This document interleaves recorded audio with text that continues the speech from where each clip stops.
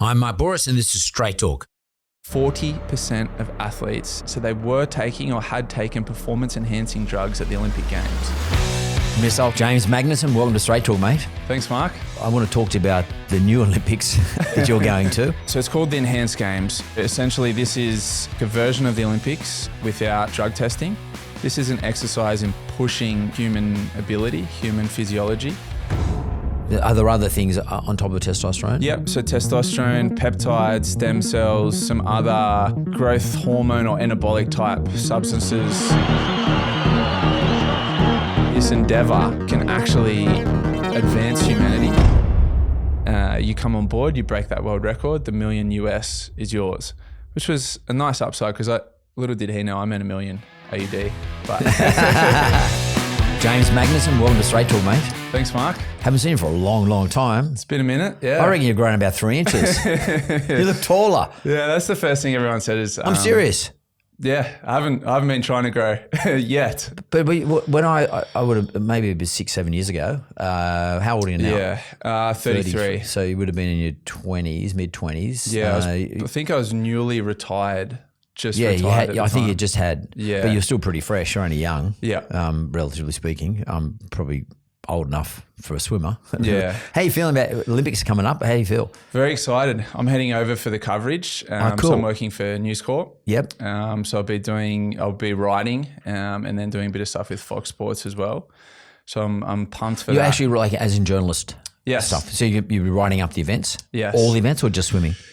But all the events, all the big events, opinion pieces across the whole games.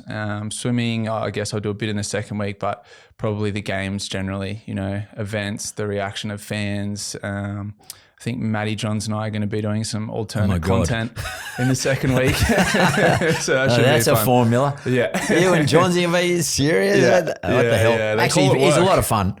He is. And he's a massive Olympics enthusiast, actually. And quite bright in that he would know from previous Olympics. And he'll go back and his memory is crazy. Yeah, he's got the history. Crazy in terms of stats and information, and not just on Olympics, like on all sorts of stuff, music, whatever. Like his category memory recall is crazy. Yeah, on so many topics. He gave me some advice around, working in the media and doing radio and all that sort of stuff. And his methods for memory retention and information retention are pretty impressive. Well, he's a bit of a fanatic when it comes down to prep. So his prep process is he still writes notes, physically writes notes, like old school. Yeah, he doesn't use a laptop or anything, and but he'll spend hours prepping for something and it's all about preparation, and probably goes back to his footy career because he was never the most. Andrew will be listening to this, but he was never the most talented footballer, but he was a big prepper, and which made him a great footballer. Yeah, and I'm talking about natural talent versus being a good footballer. And that old story, like so many people around the world with talent never end up doing anything, but. He obviously had talent, but he didn't have the same sort of talent as Joey. But Matty's ability to prep was crazy, and like his attention to detail was very, very good. So you're in good company going off to the Olympics. Yeah. When you get, you're only 33, still young. When you get off to these Olympics and you're in Paris, do you sort of get a bit itchy and think, fuck, I wish I was there. I mean, I know that you're older now, but like actually going in the 50-meter freestyle or something like that, do you actually, or getting in the relay with the relay team, do you get sort of a bit weird? Yeah. Yeah, definitely. Maybe less so this one because now I'm prepping for something myself, but I retired at 27, not necessarily through necessity, but more I wanted to retire on my own terms. That's from the moment I debuted on the Australian team, I said to my parents and those close to me, I want to retire on my own terms. But also just the sport generally wears down on you. There's a lot of time left to your own thoughts. It can be a very lonely sport at times. And, I was a professional for 10 years and that was enough. I was going to drive myself insane if I kept swimming. But physically, I still had the attributes to go on. When it comes to the Olympics, that's pretty much the only time that I get itchy feet is when I watch that 100 free or that 4x1 freestyle relay. I just still think physically, I could probably still do this. And that's the arena I miss. I don't miss the training. I don't miss the early mornings. I don't miss being told what to do every day by a coach. Even aspects of traveling with the swim team. By the time I retired, I was 27. Swimming's a young man's sport. There's 18-year-olds on the team, and a generation had passed since I debuted. So some of my initiations to the team with, guys that were around in the Sydney Olympics were very different to when I came on went 10 years down the track. Kids on the team, it was much more about PlayStation and artistic photography, and they have very different interests to me. And when I went on tour, I wanted to do very different things to what these young kids wanted to do. And slowly, as those athletes my age started to retire or were beaten out of the team, you sort of look around and go, I don't have much in common with these other people on the team. And I think partly it keeps you young, but also when you mature, it's very different to other sports where, football teams, you spend all year with the team. So you have shared interests, you have a shared goal, all that kind of thing. By the time I retired, I was pretty much the only professional swimmer left in Sydney. And I was the only one on the team of my age. And so it was, a little bit lonely towards the end there for me. Swimming is a lonely sport, irrespective. I mean, you can't talk to when you're doing a 1500 warm up, looking at a black line, you can't talk to the bloke next to you. Yeah. You can have a giggle at the end of the 1500, but then the coach says, off you go again. Who was your coach during your last Olympics? My last Olympics was Mitch Falvey. So I was swimming here in Sydney up at Ravenswood. No, who was the Australian? The Australian coach was Jarko Verharen, right, from the Netherlands. And again, he had very different methodologies, come from another country. The whole scope of the team had changed a lot.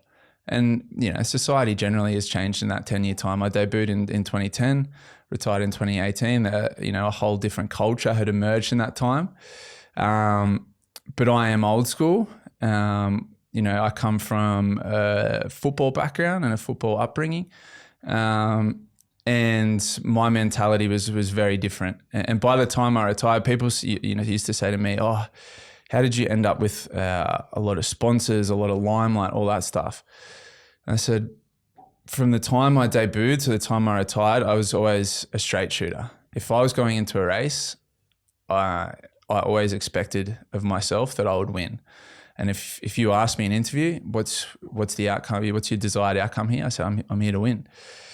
And, put a lot of pressure on myself at times, but, it also gave me a lot of limelight. But by the time I was retiring, every interview was, they were asking people, what are you here for? Or whatever. Oh, I'm just happy to be here, happy to be a part of this team. My dream was to go to the Olympics, and now I'm here. So anything beyond that's a bonus. And I always used to sit there and just go, bullshit. No one wants to come to the Olympics and make a semi-final. If you're on the Australian swim team and you're at the Olympic Games, I, as a member of the public now, have an expectation of you as an Australian swimmer to be on that dais. We're the best swimming nation in the world. We're one of the smallest swimming nations in the world, but we're the best. Make no mistakes about that. And I found it tough towards the end of my career, being amongst a team. We're happy to be here. We're all friends. There was people on that team that I was racing in the 100 freestyle. And I'd rather wring their neck than say I'm happy to be there next to them. But and I found that tough towards the end of my career because I am very old school. Why do you think? Why do you say? I should say that swimming is a young man's sport. What is it about being, say, 19 or 20 that gives that person an advantage over someone who's, say, 27?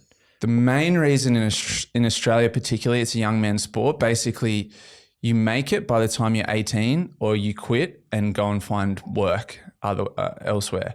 Whereas in America, you have the college system. So you might not be an Olympic swimmer by 18, but you go into college, you get your education paid for, and you progress through. So by the time you're 23 and you're physically peaking, you're then making it onto the Olympic team.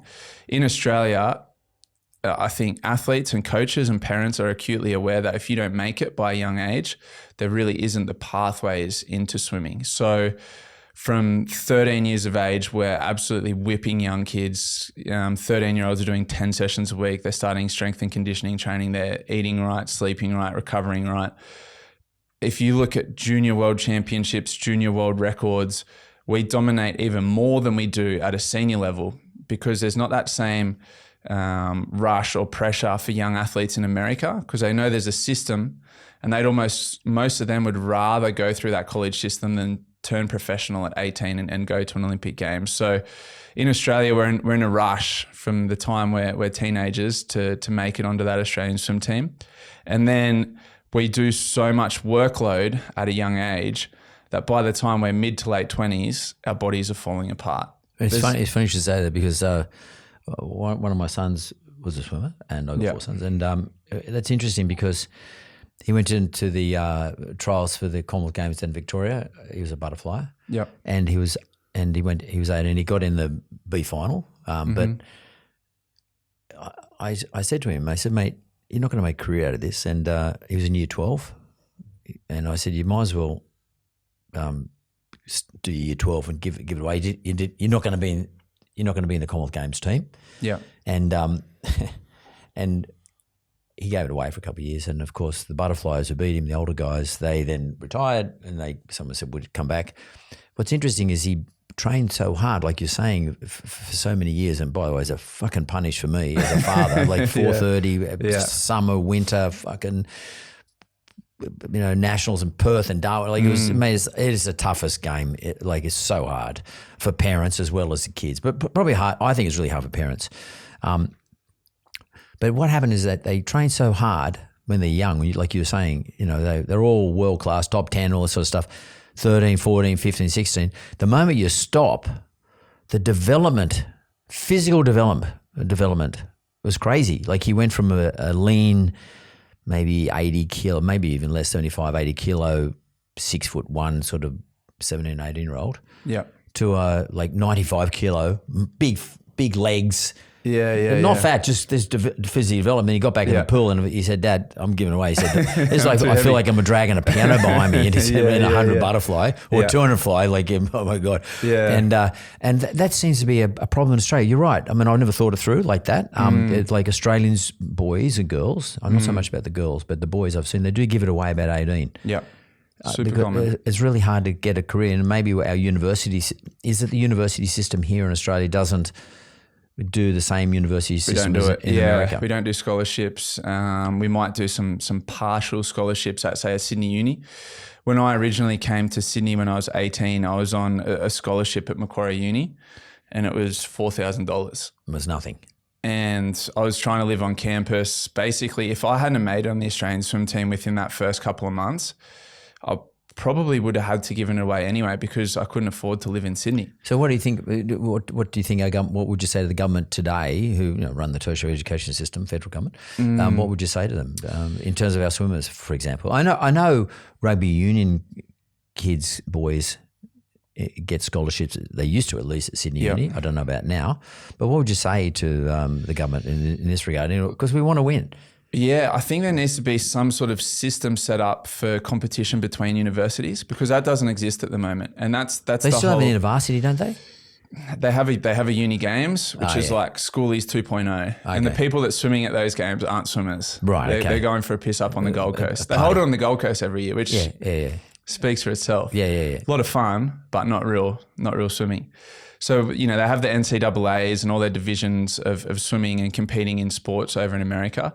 If we could even get 4 universities, one in Queensland, one in New South Wales, one in Vic and one in WA or SA, to have some sort of intercollegiate competition and provide scholarships and I guess incentives for swimmers to further their education and their swimming, it would be golden. But proper scholarships. Proper scholarships, yeah. And Sydney in particular, we're essentially now, we may have 1 or 2 swimming out at Homebush still, but we've essentially got no swimmers left in New South Wales at that elite level because it's too expensive to live in Sydney on a swimmer's salary. What about NSWIS and the all the various Victoria Institute of Sport as well? But do they sort of play that role a bit? So NSWIS now, the swimming aspect of N-Swiss has been taken over by Swimming Australia, and they've redirected all their funding north. Oh, wow. Yeah. So up to Queensland? Up to Queensland. And that seems to be where the dominant swimmers are coming from. Yeah, look, it's two parts. It's a climate thing. You can swim year round out there, outdoors. They've got 1,050 metre pools up there. Yeah, that makes a big difference. It makes a big difference. I'm running into the problem now here in Sydney of, I'm training and I'm looking for pools. The things I've run into now not being in an institute, so I'm not allowed to dive at pools.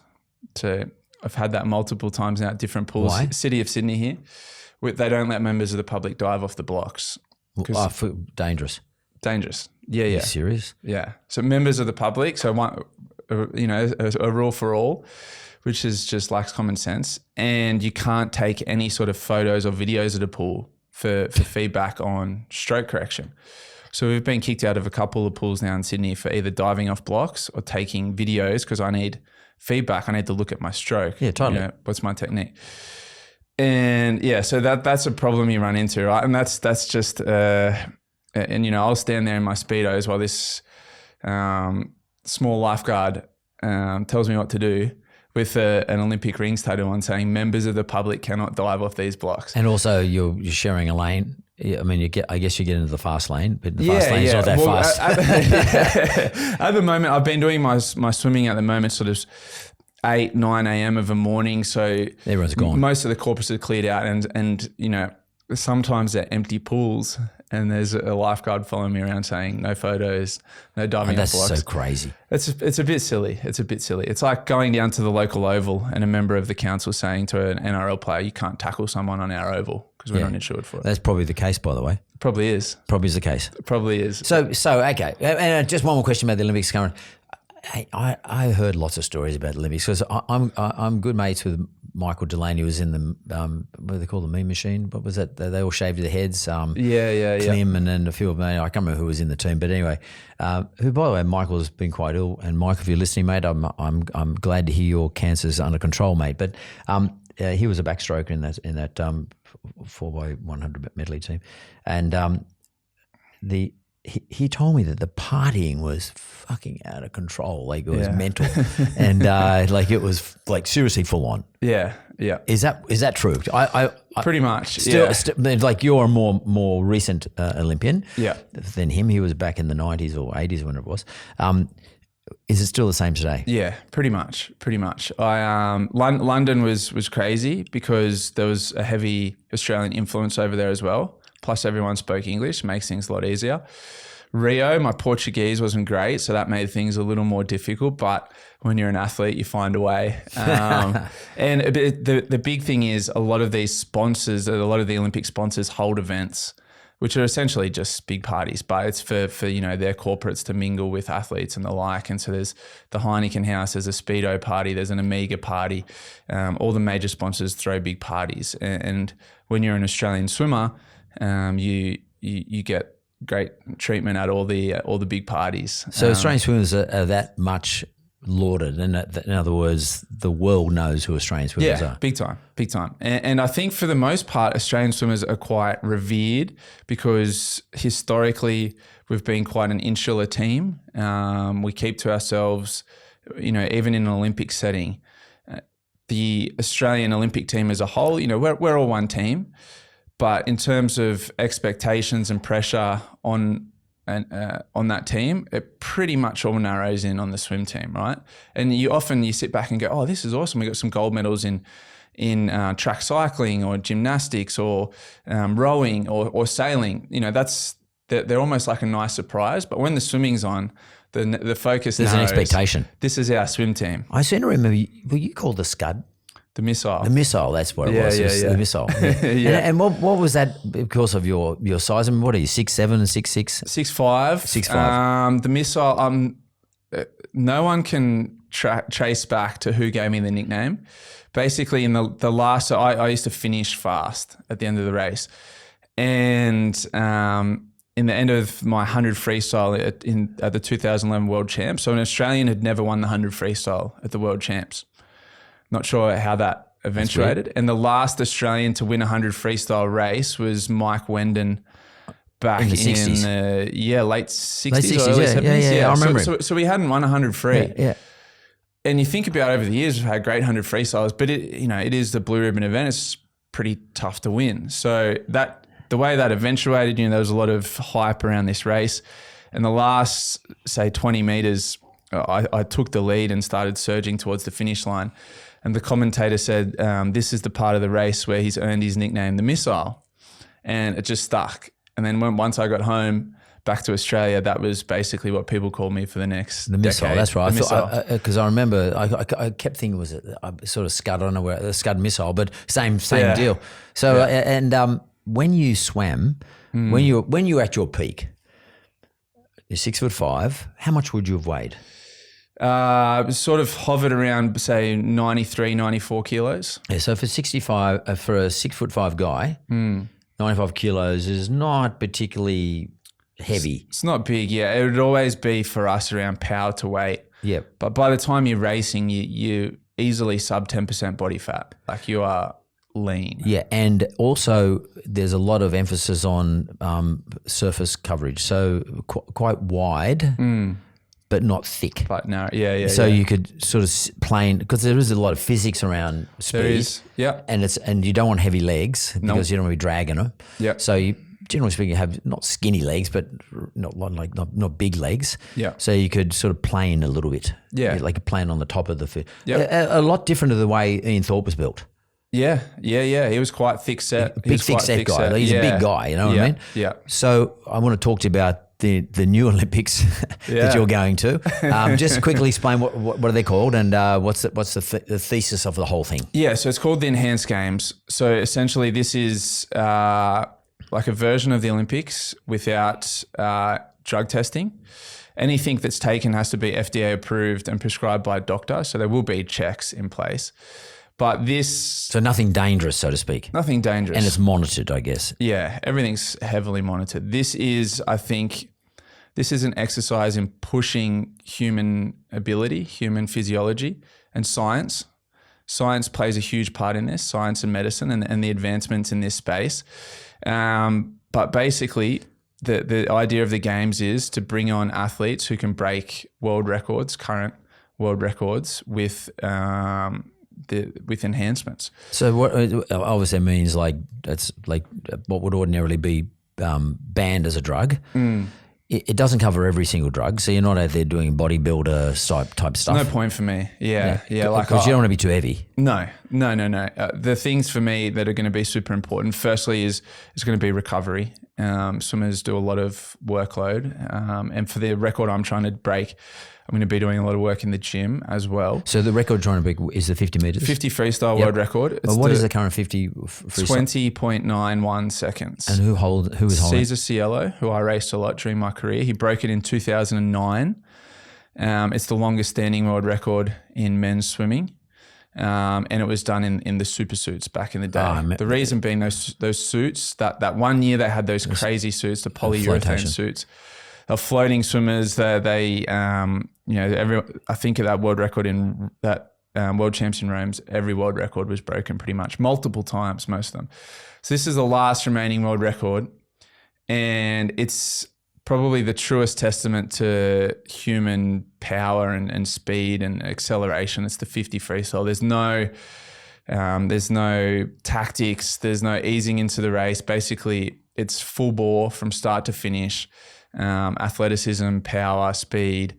And so it's going to be the best example of what can these enhancements do for an athlete's athletic ability. So just take me through the race. So, it starts off getting a good start, obviously. But so I just want to know, just take me through the 20, don't go through, or you can go through the whole 20 seconds.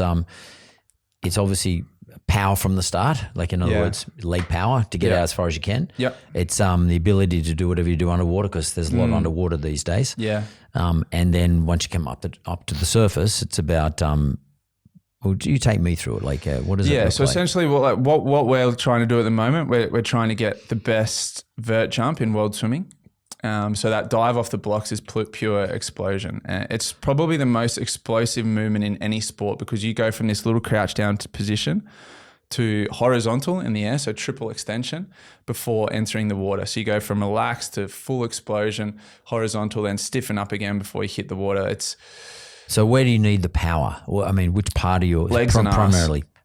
So it's your glutes and your and thighs. Right. Yeah. So okay, and then once you hit the water, then you underwater fly kick, and that's all about mobility. So mobility through your thoracic spine, through your shoulders, through your hips, and again a lot of power through that butterfly kick. And then, how many butterfly kicks do you do underwater? I'll do about 7 for the race. Right. Yeah. And they have to be super quick. Then you break out, no breathing till the end. So hold your breath. So you come and take one breath, or you take the breath as you dive in. Yeah, as you dive in, the last breath you'll take is just before you hit the water. Then you hold your breath that whole time. Because taking a breath actually slows you down. Yeah, it's that one little turn. That's like that tiny. It might be whatever it is. You might lose a stroke out of it. Yeah.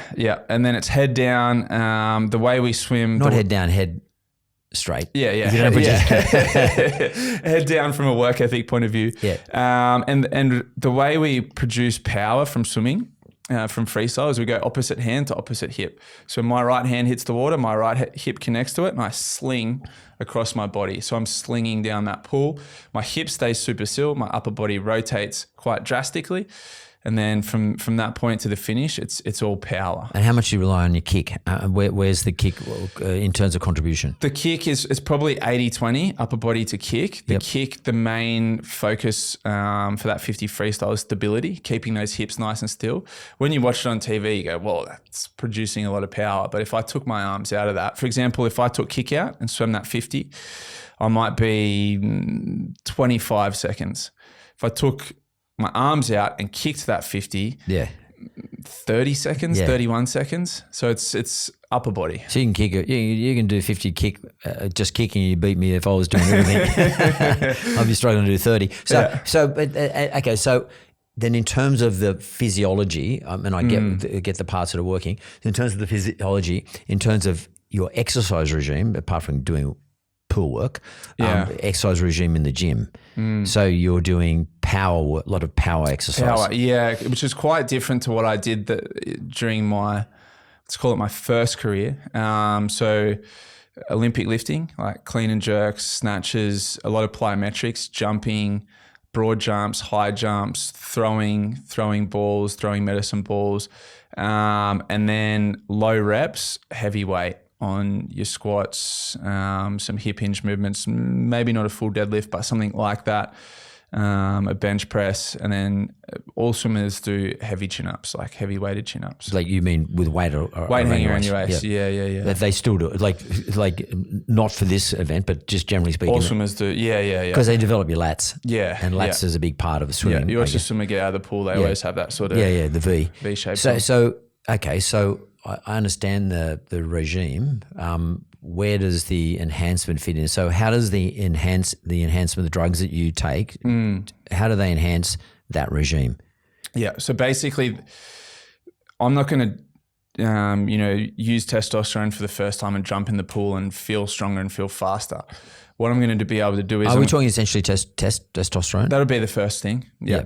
Are there other things on top of testosterone? Yep. So testosterone, peptides, stem cells, some other growth hormone or anabolic type substances that will basically, improve lean muscle mass and output. Is there anything that is not allowed?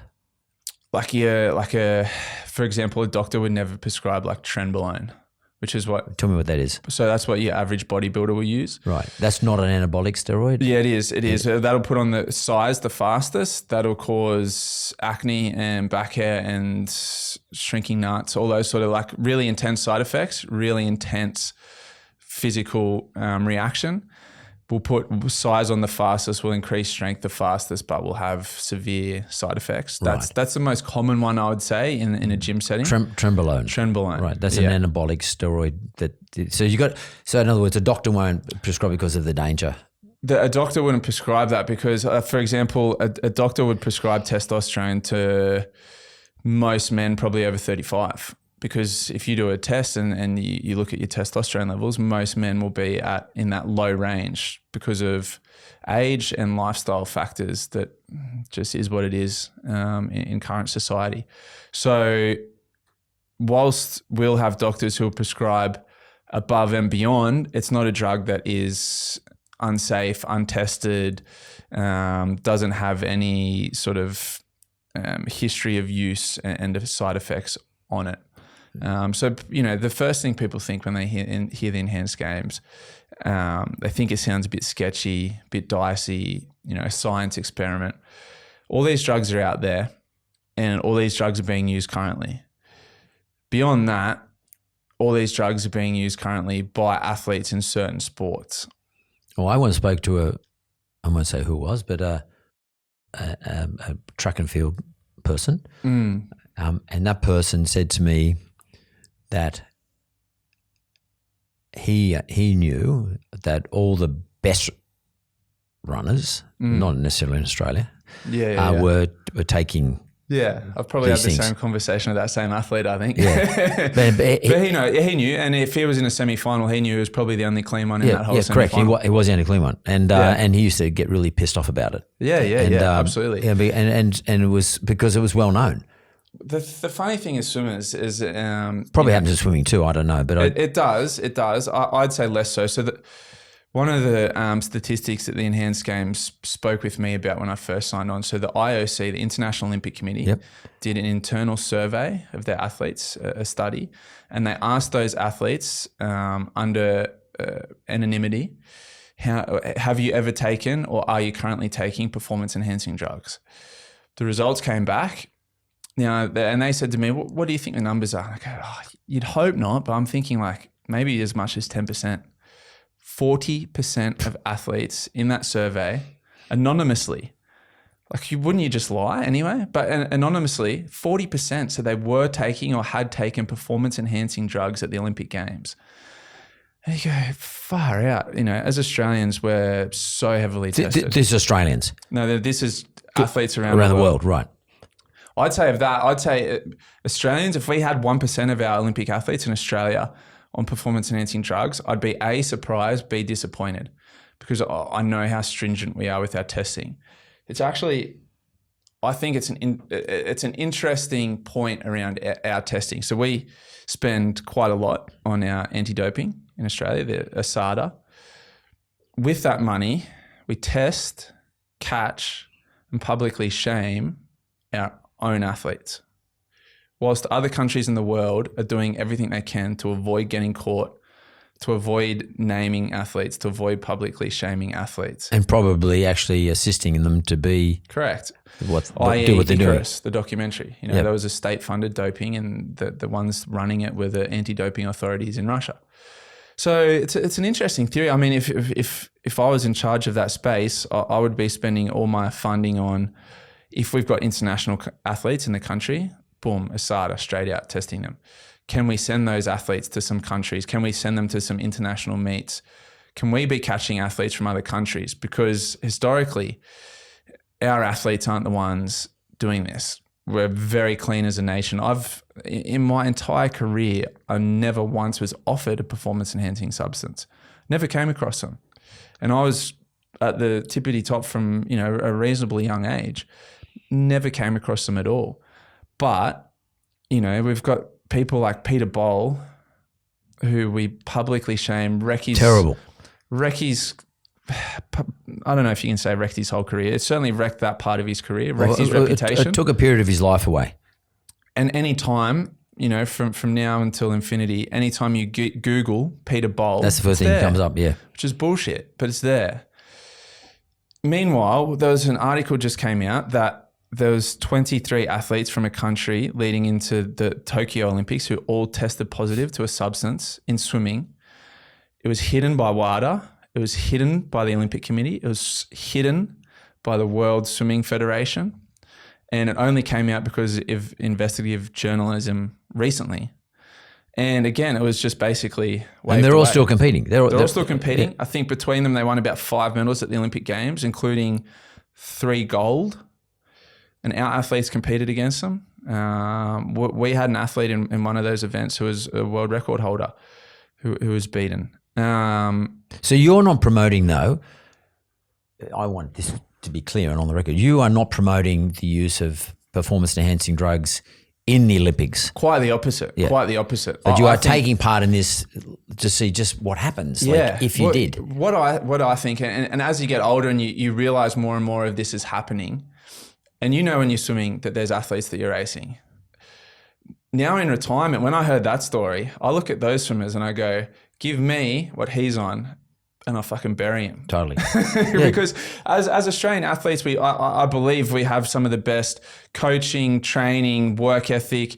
Like I said, we're doing it from a young age. We're still out there winning on a world stage, but we're not playing on a level playing field.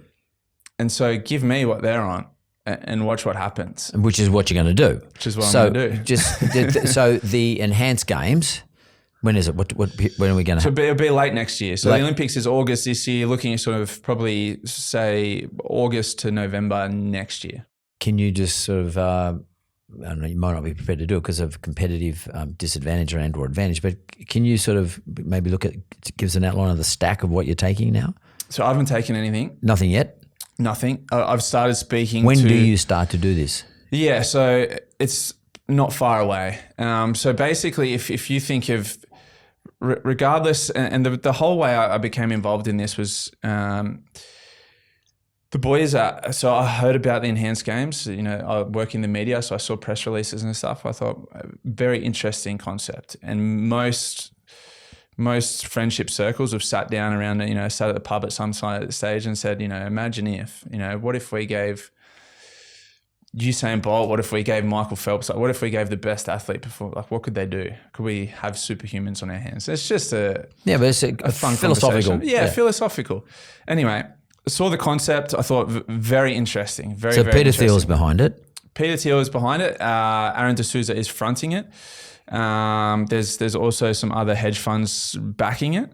So the most recent time I heard about it, we've got multiple billionaire backers of this games, and we're pushing ahead with it. And that's the first time I took it seriously, because I thought, without the funding, it's all theoretical still, hypothetical. So they've got the backing. They named the sports. They named swimming, athletics, weightlifting, and combat sports. Probably a boxing and a wrestling, which is pretty interesting. It's scary. So they named the sports. They named the backing, and I went on their website and you see, that they're starting to accumulate staff quickly. So I'm thinking, this is starting to take shape. I had a chat with one of my mates about it, and we were chatting, and he said, are they going to be able to break? Because the enhanced games are trumpeting, we're going to break all the natural world records. And he said to me, are they just going to be able to bring on some, young athletes, put them on performance enhancements, and they come out and break world records? I said, absolutely not. Particularly those pinnacle events, your 100 meters track, your 50 meters freestyle swimming, those events have so much skill acquisition, time under tension. There's so much have gone into to get to that pinnacle. So I said, there's no way you could just get an average, say, college athlete and just get them on this program and they come out and break a world record. It's not possible. Because there's a whole lot of other stuff goes into it. So much. Years. Making the start and the reason they're not at the Olympics is they're probably not talented enough. So that's the first point. So talent's still critical. It's critical. It's genetics, it's size, it's ability to handle the workload of thousands of laps. Years at it. Years, yeah. So he said to me, theoretically, could they? And I said, nah, not possible. And he said, well, who could? And I said, you'd have to get an athlete who'd either been there and done it before, or was mid-career right now. And he said, well, could they get current athletes? I said, it'd be tough. Could you get an athlete and say, instead of going to Paris Olympics, I want you to do this? I go, well, you can't compare them at the moment. It doesn't have the history, it doesn't have the tradition. So he said, well, do you reckon you could do it? And I said, well, probably if it was in my events, and depending, I hadn't done much research into the performance enhancement stuff. As I said, never come across it. I've never taken anything myself. He said, do you reckon you could do it? I said, oh, probably. And he said, well, what would it take? And I said, and this is the throwaway line that you speak to your mates. I said, $1 million, I'd do it. He said, yeah, fair enough. And that was sort of the end of it. Then the Hello Sport podcast ring me up, and they're mid-podcast, and they say, hey, can we chuck you on the podcast when I ask you something? I said, no dramas. I said, what about this enhanced games? You heard about it? Yep. Can they break world records? I said, again, probably not. You need the right people. And it just clicked for me for a second. I said, here's a world exclusive for you, boys, Tom, Eddie. For $1 million, I'll come on board and I'll break a world record. And they, it's a satirical podcast, I guess you call it. And they were very excited about that. Anyway, hang up, forget about it. I think I did that interview on a Wednesday. They released the pod on a Thursday afternoon. I wake up Friday morning and my phone is blowing up deluxe. During my career, that's never been a good thing. My phone is blowing up. But it was, New York Times, BBC, Sky News, like every outlet from around the world. And Aaron D'Souza called me and he said, I've got $1 million in escrow, US, with this company. You come on board, you break that world record, the $1 million US is yours, which was a nice upside because little did he know I meant $1 million AUD. But the $1 million US helps. But and then can you just explain to me though? Is it you versus? Will you be? It'll be a race. There'll be a race. So full final, 8 people. So yeah, okay. So but do they choose the 8 people or people can apply? Right. Are there heats and stuff like that, or just 8? Be one out final. So there'll be a TV product that will basically be.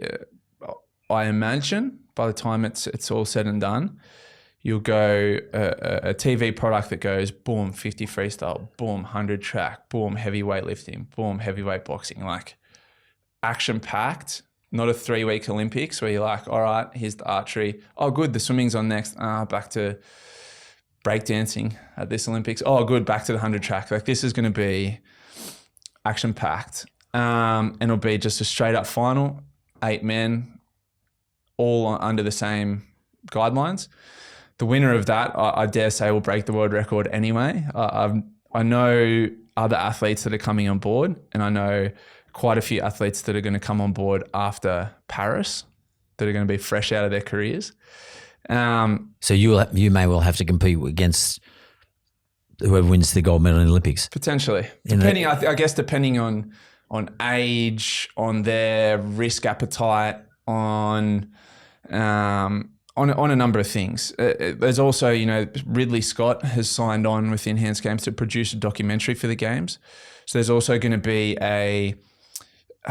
what would you call it, like a personality aspect that will factor into who comes on as the games. Because it's like talent, yeah, because they're producing a documentary. TV talent, there was a big difference, for example, between Formula One Drive to Survive and the tennis Breakpoint documentaries. The reason being the personalities. Formula One, those guys, their egos, their personality was huge and it was awesome to watch. Tennis was like, there was an episode on Kyrgios, which was awesome. And then after that, it just dropped off a cliff. Nick's the only one. Yeah. They may as well have done a full series on him because he was the only one with personality. Yeah. I watched his episode. I was like, sweet, I'm in. I watched the next episode and I was like, I'm done. These guys are boring. Yeah. But so that'll play a factor. But then, so what I'm doing. But you've been chosen. Hey? You're in. Yeah. You're in. But you just don't know who the other 7 are. Yeah. You got to be, I guess you have an idea. Yeah. I got an idea of a couple. Yeah. Any of your nemesis? Not directly. I would like my nemesis from the London Olympics. I think that would be pretty cool. Really? Yeah, I think that would be pretty cool. Or the current world record holder, Cesar Cielo, he must be, say, late 30s, maybe 40, but with science and medicine, who knows? It would be cool to have him in the race. How will they support you? Okay, you get chosen, and I don't know if the other 7 are going to be in secret or you're going to find it at some stage, but how do they support you? Do they put you through like a whole testing regime, etc.? Yeah, so they have quite an extensive medical team on staff. Australian or American? At the moment, they're based half out of London, half out of New York, just because that's where the money is, essentially. That's where the backing's coming from. But once there's still a lot to play out. As you can imagine, and I think when I accepted the offer from Aaron D'Souza, it probably accelerated the inception of the games even more, because the one thing they were missing was an athlete, was a face of the games. a credible athlete who had a history. And you're not a punter. Not a punter. Not someone who was coming eighth or just didn't make the finals or something. Yeah, and I think the country that athlete came from was important as well. Like I said, Australians have a great reputation, even in that anti-doping space. The Australian swim team is as clean as it comes. Like, we've had some blips on the radar over the years, but as a whole, we've got an exemplary record. Particularly relative to everybody else. Yeah, big time. So I think that was quite an important aspect for them. So when I came on board and suddenly they had a face, then things started to really ramp up. And things have accelerated heaps even since then. And, I'm having meetings with them regularly, and the updates and the grandeur of what's going to happen and some of the people that are coming on to get involved, countries that are bidding for the games, big name personalities that want to be a part of it. TV coverage, the broadcast rights. The broadcast rights are going to be huge. I think there's 1.2 billion, I believe, watched the 100-meter track final at the Olympic Games. Anyone I speak to, whether they support these games or not, you ask them afterwards, well, would you watch? Totally. Absolutely. Totally. So if the 100 meters track does 1.2 billion, I'd be surprised if this doesn't do 1 billion views, if they can package this into a weekend or a day or a 2-hour TV product. Like, this does 1 billion views, I believe. And so the broadcast rights for that and the broadcast rights, it's like Super Bowl. It's going to be like a Super Bowl event. The broadcast the broadcast rights and partner, will probably have somewhat of a say in timing of it. So that's why that hasn't been set in stone yet. They haven't done an auction for the broadcast rights yet. But it's evolving so quickly. So for me, like, people say, oh, it's not until late. Like, why are you training now? And A, why are you training now? And B, if are you taking anything now? If not, why? For the first point, I've got over a year to prepare, but I may be racing against current athletes at the top of their game. So as soon as I said that, I got straight in the pool the next day and started churning out those laps. Brought on an S&C coach, got some advice around the swim training aspect, and started training immediately, because I was acutely aware that I needed to get to the peak of my natural ability. And that enhancement part is probably the 1-2% on top. It's the cream on top. But what do you think your age now? What disadvantage would you put on your age in terms of a time against the world record?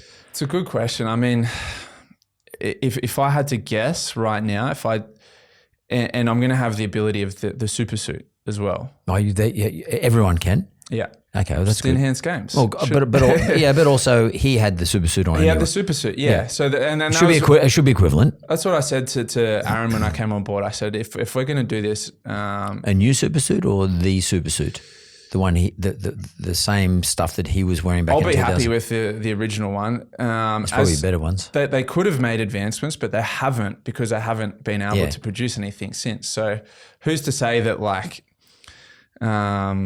NASA won't come out and say, here's a better swimsuit for this enhanced games. Who knows? But at worst, I can have the same suit as Cesar Cielo, which is a huge factor.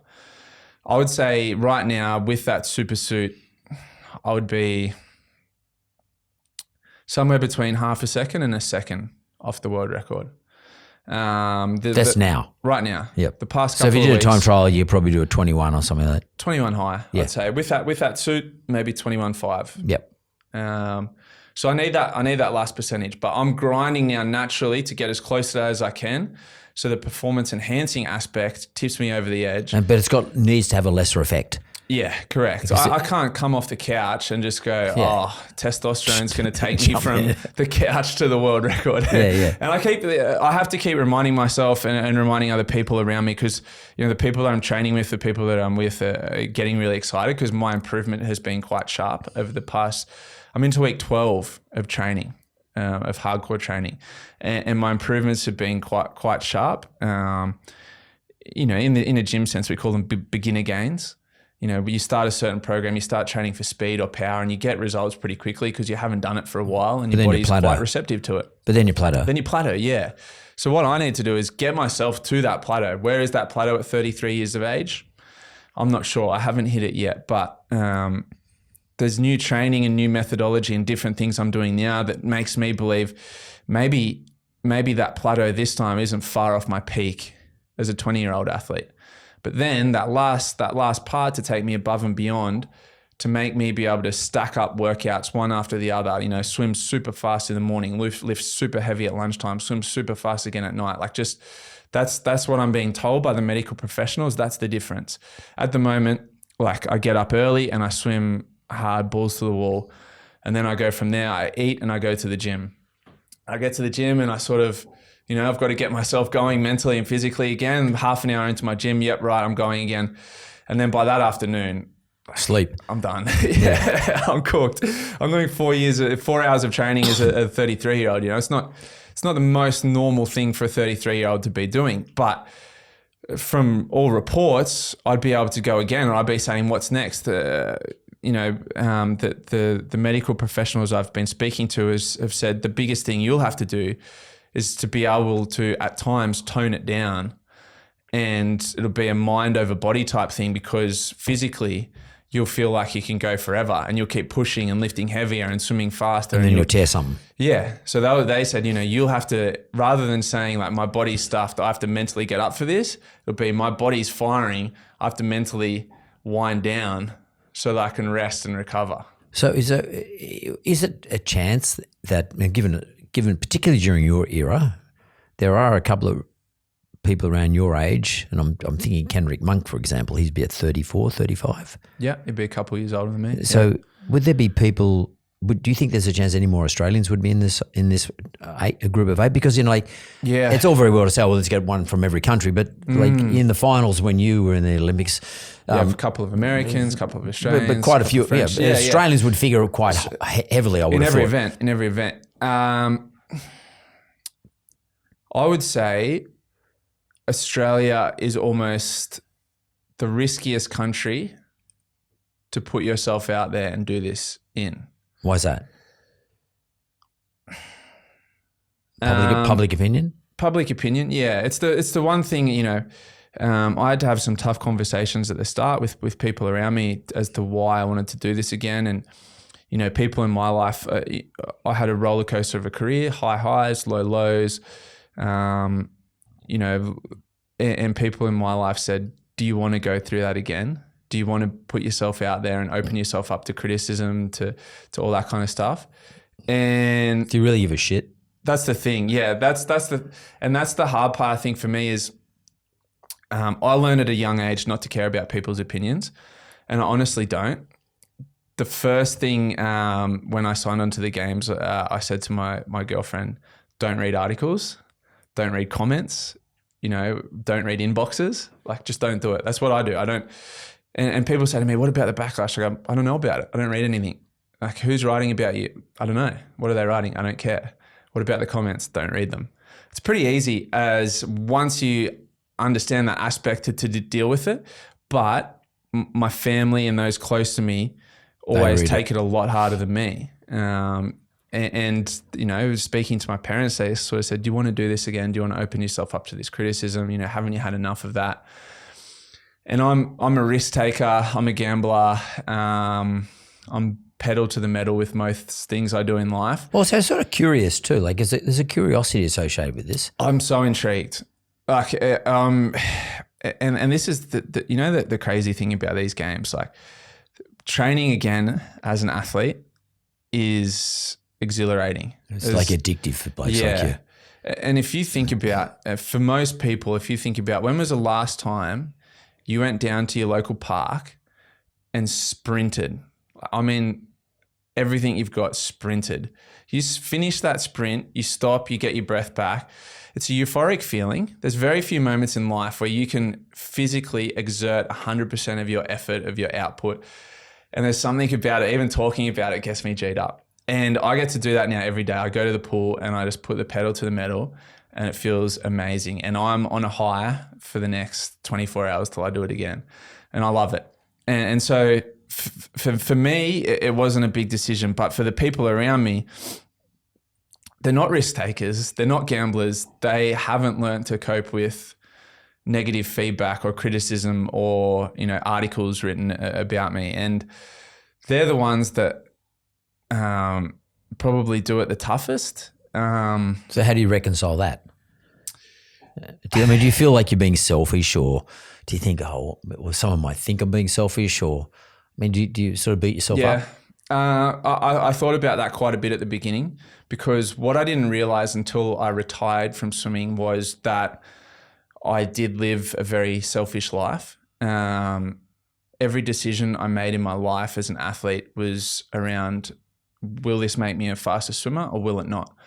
Someone asked me to go to their birthday party, it would be that black and white for me. Is that going to make me a faster swimmer? Does that interfere with my training?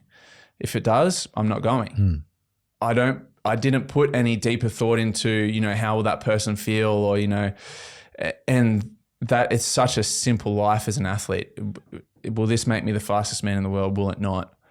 Then I go for option A, fastest man in the world option. But then you retire from swimming and you start to support, a partner. You start to think more about your friends, businesses, business partners, family. And it's more complicated. Life's so much more complicated. People say, you have to sacrifice so much to be an athlete. It's such a hard thing. Being an athlete is the most simple job in the world. It's the biggest privilege in the world. There's huge pressure, huge expectation, but life is simple. As long as you're prepared to be selfish. Yeah, correct. And I don't mean in a sinister way, No. but sort of just thinking about my outcome. Correct. A better word, single-minded. Single-minded, yes. Not selfish. And that was something that I was really good at. In terms of even now, like when I kickstarted my training, I said, I'm not drinking for the next 8 weeks. I'm going to kickstart this thing 8 weeks and get my training on track. My birthday fell in that eight weeks. 3 of my other best mates' birthdays all fell in that 8 weeks. And Brushed. All of it brushed. Yeah. And people are going, you're mad. Like, it's your birthday. Have a drink. Just one drink. Have a drink. No, I want to be the fastest man in history. They go, yeah, but I go, nah. No. And I've got that ability to switch it like that and just say no to anything. And people around me find it incredibly frustrating. I don't know if it's the fact that they can't sway me or they don't understand that ability, because, so many people go along with things in life and do things in life just to appease someone else's feelings or sensibilities. But when I set my mind to something, and what I'm thinking at this point in my life, Mark, I'm thinking that this opportunity beyond that $1 million for the race, that these games themselves, the exposure, the documentary, the things that are going to come off the back of this anti-aging space, I believe this space is becoming quite big in the US. It's globally, yeah. But in Australia, it hasn't hit in earnest yet. We're not seeing anti-aging clinics pop up. There's still a taboo around a stigma around testosterone, or men taking things to decrease the speed of aging. There's a lot of stigma attached to it. Because we live in a very critical society. Yeah, and like it's a bit like being better than somebody else too. By the way, like in this country, you're better than someone else, that you get taken down. Yeah, you've got to be the same as everybody else. Yeah, and if you think you're better or you are better, then you're actually got a target on you. And that's an Australian thing. Yeah. It's actually an English thing too. It happens in England and Ireland and Australia. New Zealand. It's not an American thing. No. It's the other way. Yeah. And so you dare not stand out in the crowd. Otherwise you're fair game. You're fair game. Could if I said this to you, James, if I said to you, I'm just interested to hear your response, you might need to think about it. If I said to you, I'll pay you $1 million not to do this. Well, I think this opportunity. Would you still do it? I think this opportunity far outweighs that $1 million. Yeah, far outweighs it. And what I think I'm. Why? What is it about? What is it beyond the $1 million that is important to you? Is it the experiment, so to speak, like, or is it more about how can we live a better life? Both. The part about, so even at the age of 33, I was starting to research some of this stuff. I'm watching your Andrew Hubermans. I'm watching your Joe Rogan. Peter Attia. Yeah. I'm hearing them talk about this side of things because I don't want to just, for lack of a better term, just age gracefully and just accept the status quo. Yeah, I don't want to accept that. I don't want to get slower. I don't want to get weaker. I don't want to lose vitality, libido, all those things. All those aspects as an athlete are character defining for me. My athletic ability is intrinsically linked with who I am. That's how I identify. I've been. So you don't want to lose what defines you. No, in your own mind. Yeah. I've been the athlete my whole life, and I see other swimmers. They retire, they blow out, they get depressed, they turn to drugs. It's such a common cycle, and I know exactly why. I've seen it. It's terrible. A million times. So I retired, and the day I retired, I started training again. In the gym, running, doing different things. I started training. I entered the race up circuit at the Centre Point Tower. I did the City to Surf. I did Tough Mudder. I just started entering things and training and keeping myself in shape. And at any given point in those last 5 years where I've been retired, if I let that physical activity slip or that active lifestyle slip, my mind slips quickly with it. So your mind, the stability of your mind, or maybe the happiness of your mind, relies quite a lot on your physical output. 100%. And perhaps even the competitive physical output, like being a competitor. So because it's hard to do a high level of physical output unless you've got an objective. Correct, yeah. It just is. Yeah. I mean, and by the way, really as you get older, it gets harder. And it really does. It gets harder and harder. And like when I hit 65, like I started, it just really hit me hard. Like I still go to the gym every day, but just the intensity of training without an objective. Yeah. I mean, when I was younger, it was about looking good and all that sort of stuff and competing. But so like it's sort of an interesting thing. Vitality is quite an interesting topic. And look, we're one big ball of chemistry and physics. Yeah. Everyone stop talking shit. Like soul, mind, fucking divine, this. At the end of the day, we are a whole lot of chemical reactions. Yep. And if our body is not producing certain chemicals by virtue of things not working as well, your balls might not be producing the same amount of testosterone when you're 60 as they were when you're 20, obviously, because they've been going for 40 fucking years extra. Yeah. That makes sense, just like a car or whatever. There's mechanics involved. Yeah. As a result of that, you don't have the same level of vitality. Vitality meaning the same amount of chemistry floating around your system. Correct. So there might be a dosage that might actually help you get back some of that chemistry. Like most like Joe Rogan and I talk about it all the time. 100%. I mean, Australia, by the way, is not that environment. No. US is that environment. Yeah. And I don't think Joe Rogan or whatever, I don't pick on it with Joe, but I don't think those people are doing it because they want to win a world title or because they, Joe's a jiu-jitsu guy because he wants to beat everyone in the jiu-jitsu gym. Probably everyone he's competing against is doing it as well. I think it's more about just having a better lifestyle, being able to do more things. Yeah. For a longer period of time. Instead of just accepting the status quo, when I turn 65, I'll retire. Yeah, and just go out quietly. I'll mow the lawns and over a period of 20 years, I'll cark it. That's just bullshit. Yeah, it's bullshit. And And I'm not suggesting, by the way, James, sorry, I'm not suggesting, say, I should be doing what you're about to do. I'm not suggesting it for a moment. But what I am suggesting is this is something that people should pay attention to. Yeah. Because what you're about to do might inform us about something else that we should be considering or thinking about in terms of how we live a better life for a longer period of time. Yeah. Without the danger. Yeah. Without putting ourselves at risk. Correct. And when people sit back and say, why are people backing these games? Why has this got billionaires backing it and so much funding and what's the outcome? That's your outcome. If we sit back and watch a documentary at the end of this produced by Ridley Scott, so obviously the highest quality documentary you can produce, we sit there and we watch these athletes. We watch a 33-year-old athlete come back to their former glory, swim faster than any athlete in history, which physiologically shouldn't be possible at 33. Go through the process, see behind the scenes of the testing, the medical enhancements, all of that stuff, and see a lack of or no side effects. We're all going to sit back and go, oh, I thought, when people said testosterone, I was thinking of the guy down at the gym, getting stuff out of his boot and, ended up with a hairy back and a big Adam's apple. It's the stigma attached to it can be taken away. And this endeavor can actually advance humanity quite a lot.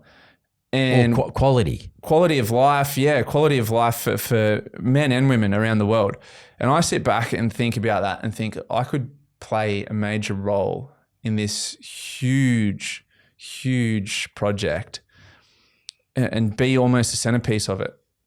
And you sit back and you look at that and you go, $1 million, whatever.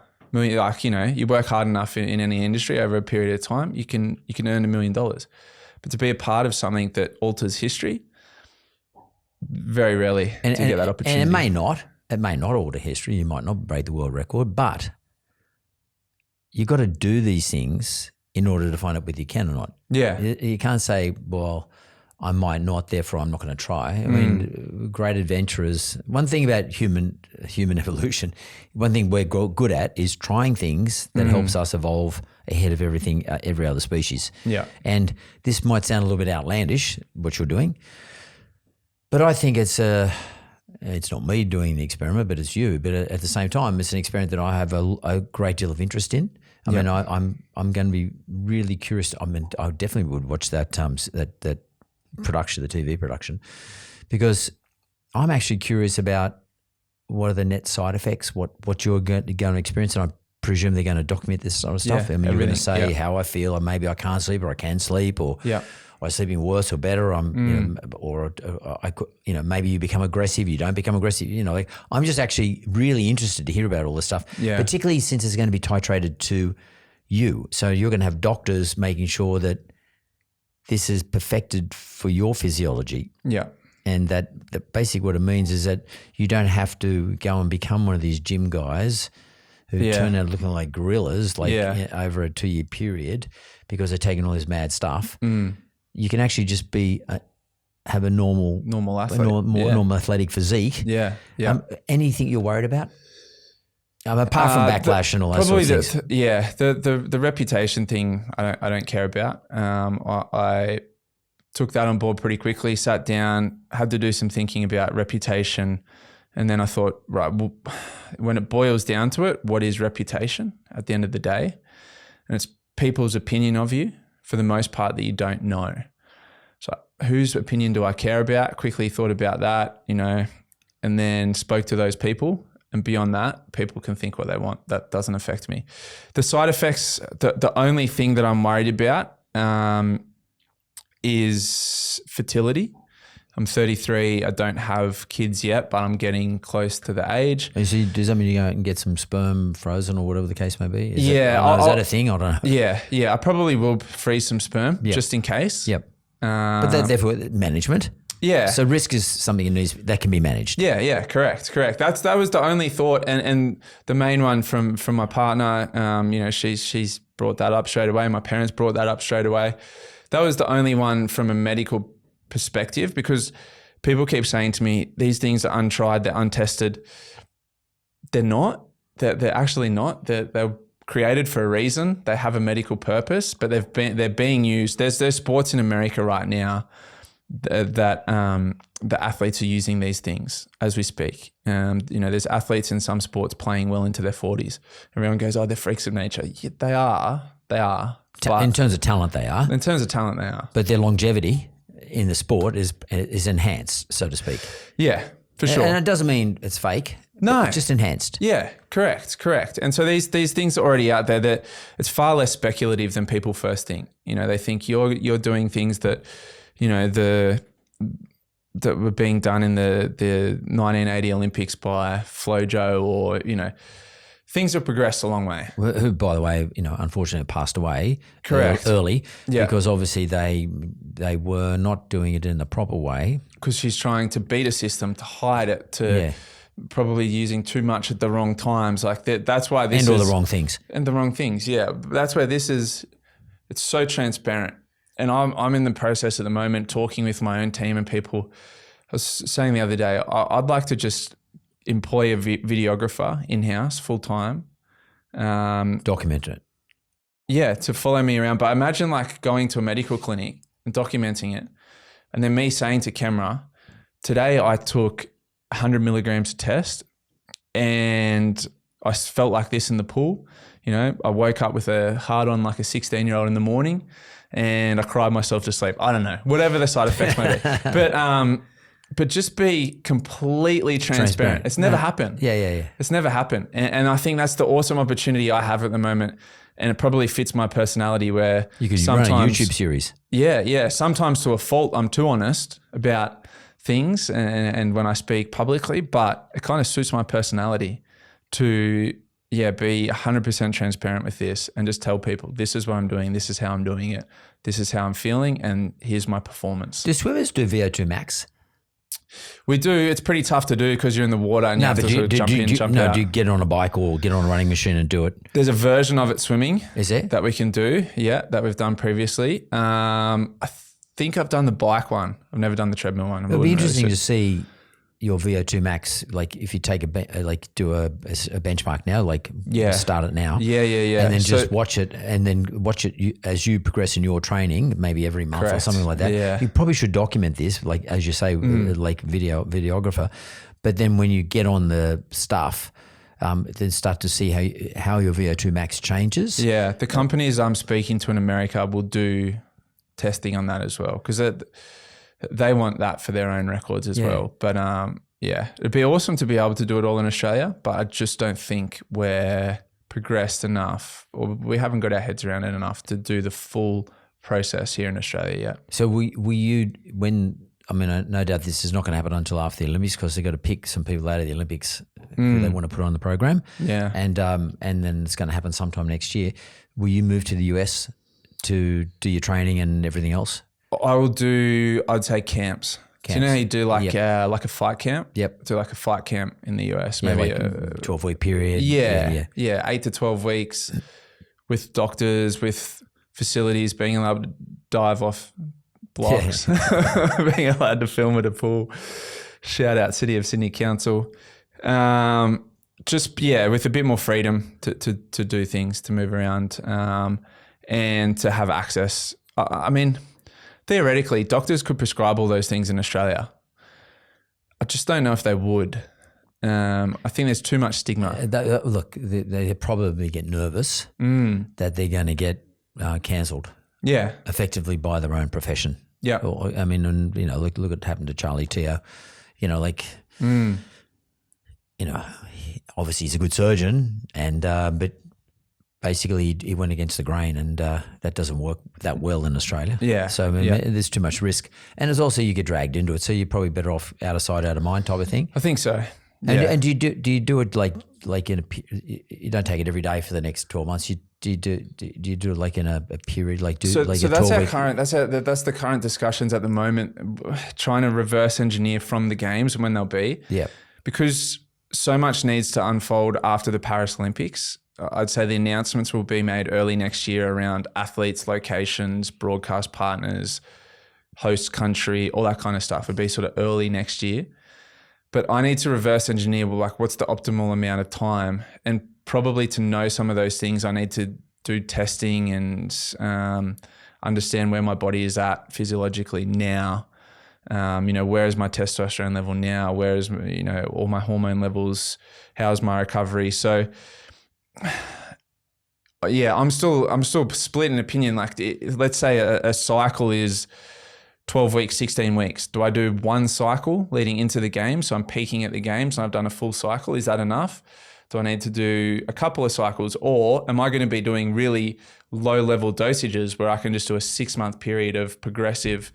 Like every day? Every day. Yeah. Who's going to advise you on this? Is pretty scientific. So it's pretty scientific. You're going to have to get a scientist or some sort of person. Yeah. So it'll be equal parts the medical team from within the Enhanced Games and my own personal advisor in that space. But do they give that person to you, or you have to find the person?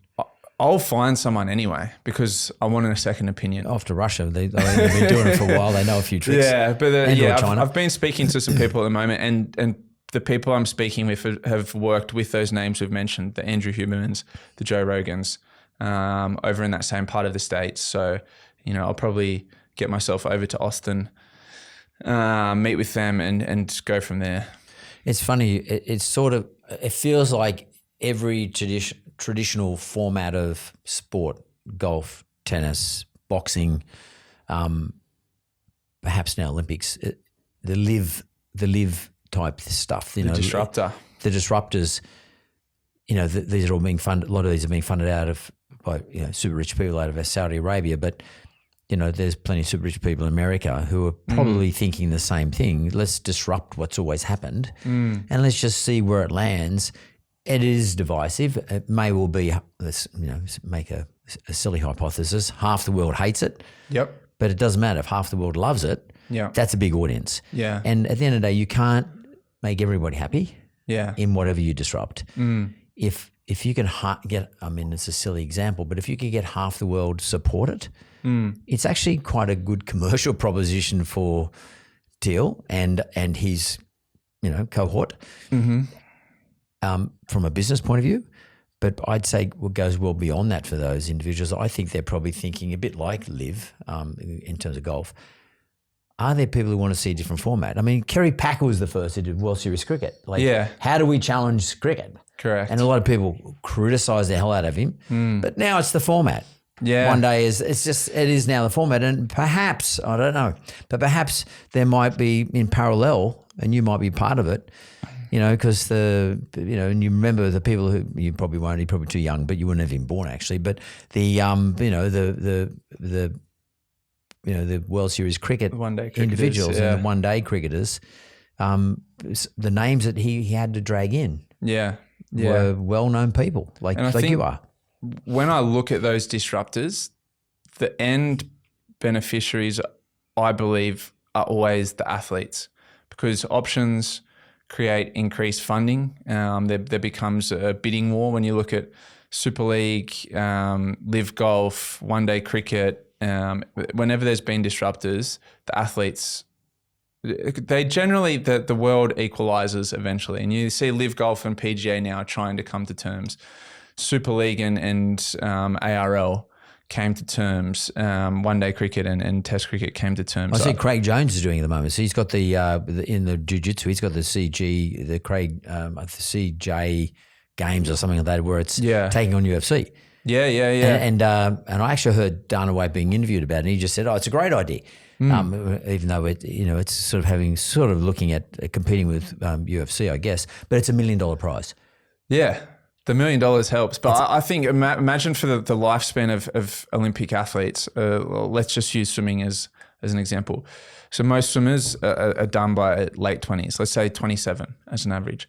Let's say they complete their Olympic career. They get to 27. They're a little bit beat up. They've got some injuries.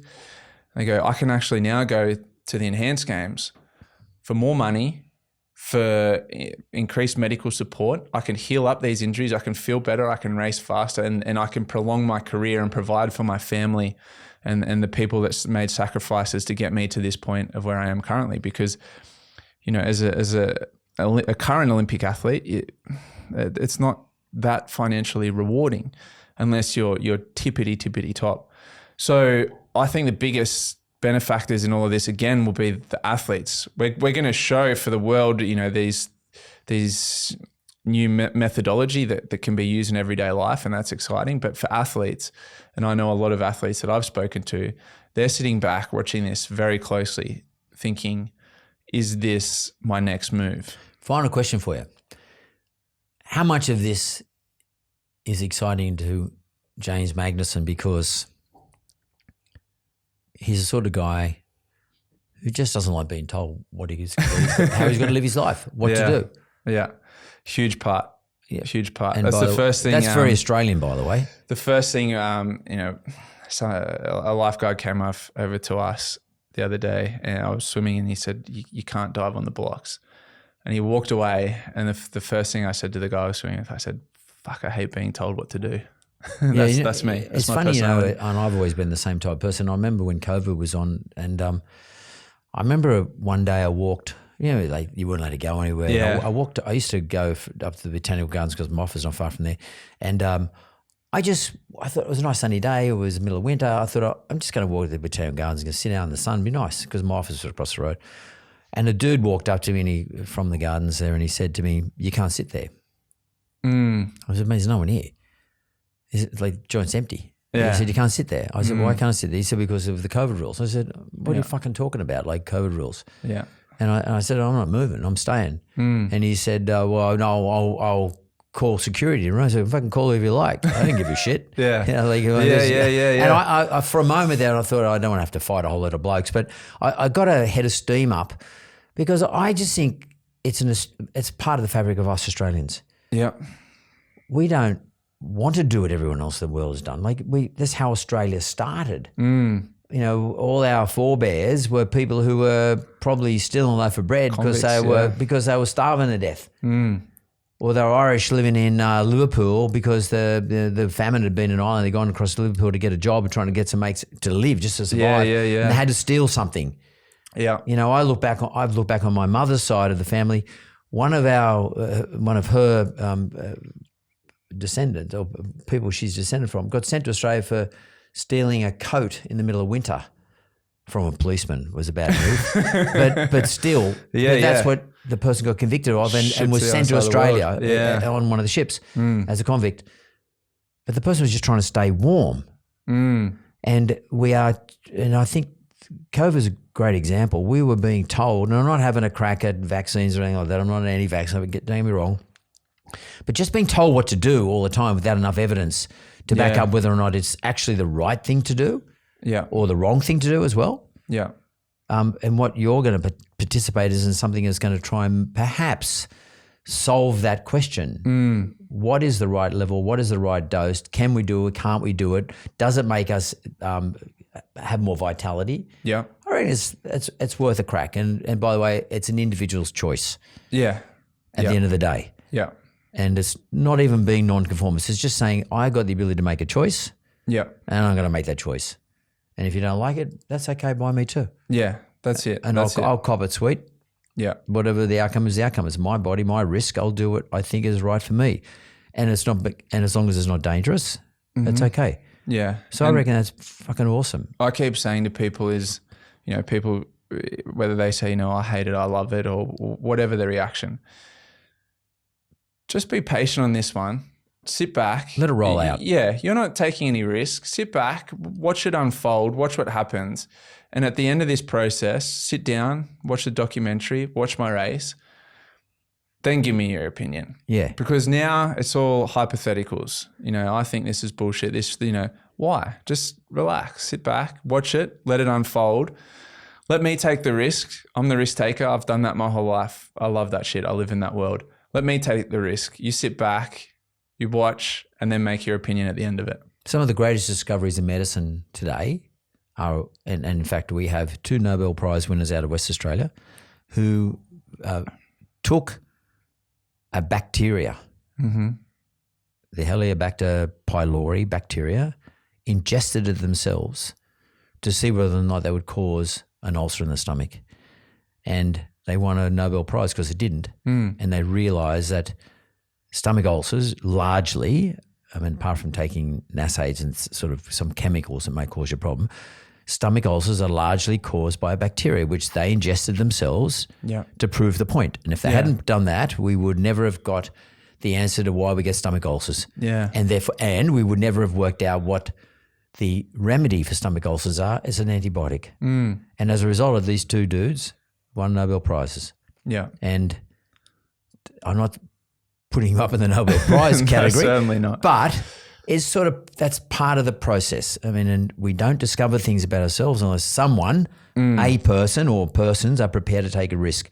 All that the difference is here is it's being made, it's a bit Hollywoodish in that it's being made, there's going to be a TV series made of blah, blah, blah, blah. And there's a games and they, calling it a games probably has sort of offended a few people, but it is part of an experiment. And we'll never know unless someone tries it. Yeah. So good on you, James Magnussen. Thank I'm you. going to call you the Scud Missile from now on. The Missile. Thanks very much, mate, and good luck to you. Thanks, Mark.